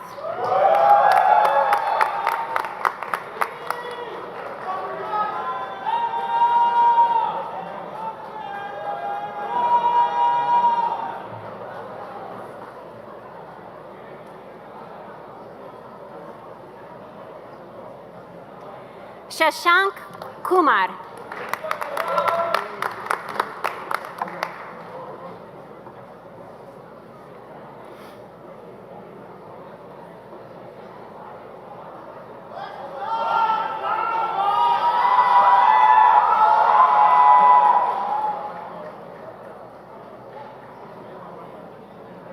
Hui Hao Huang.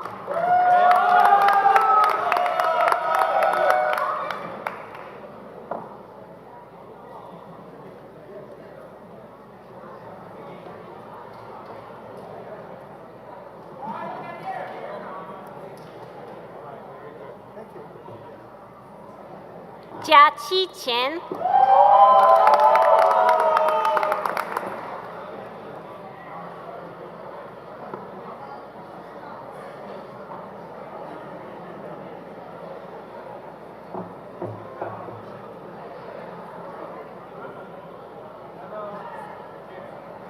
Mihir Nirmala Jain.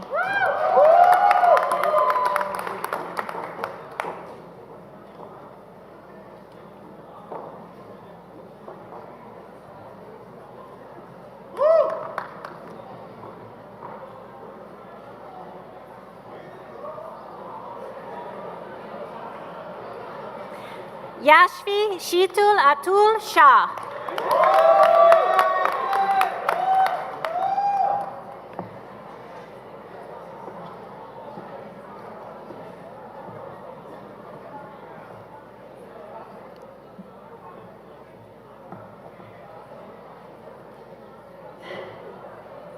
Rishi Sahai.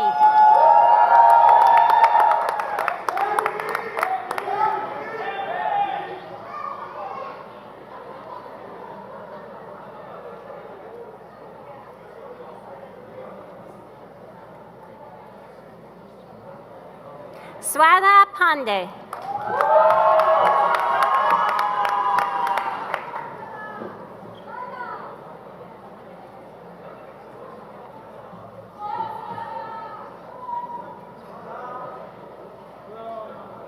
Sanchit Patra.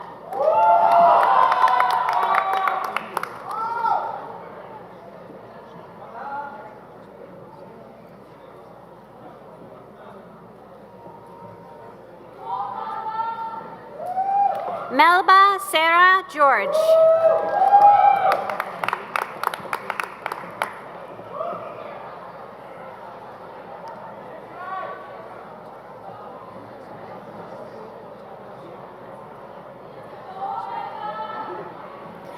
Shreya Jalan.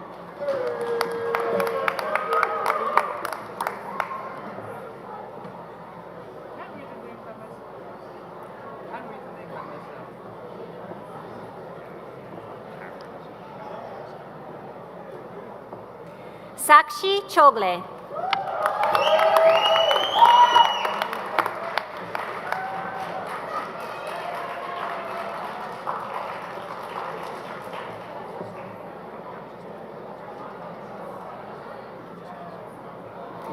Jiang Lingxiang.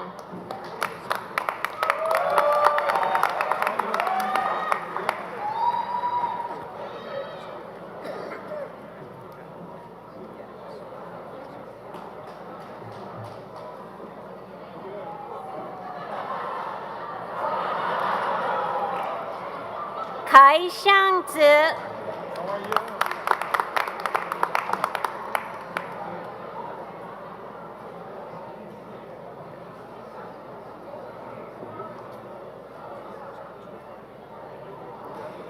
Yue Jie Jiang.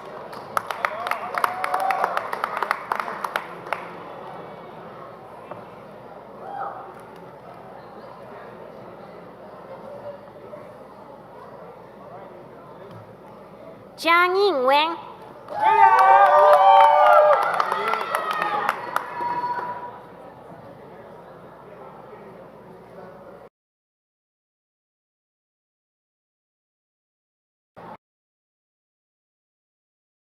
Yan Zhang.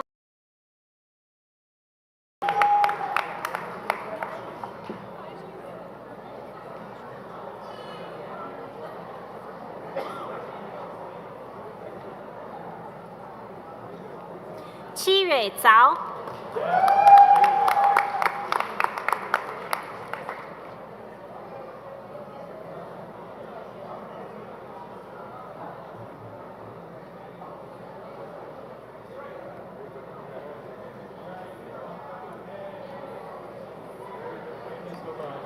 Gayatri Sanatanan Nambyar.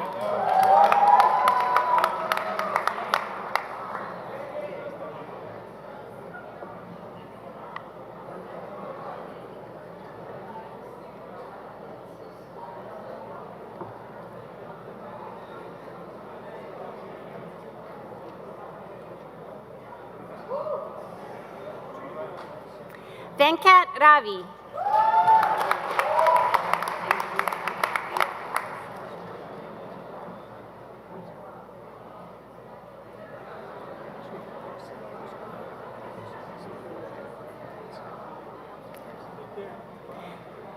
Pratima Pratap Kumar.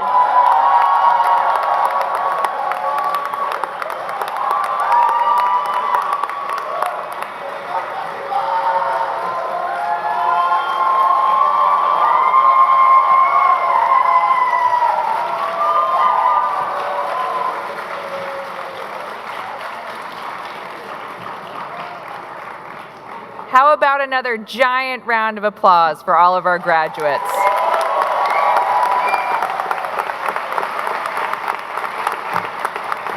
And a round of applause for our faculty, our hooders, our name readers. Thank you so much.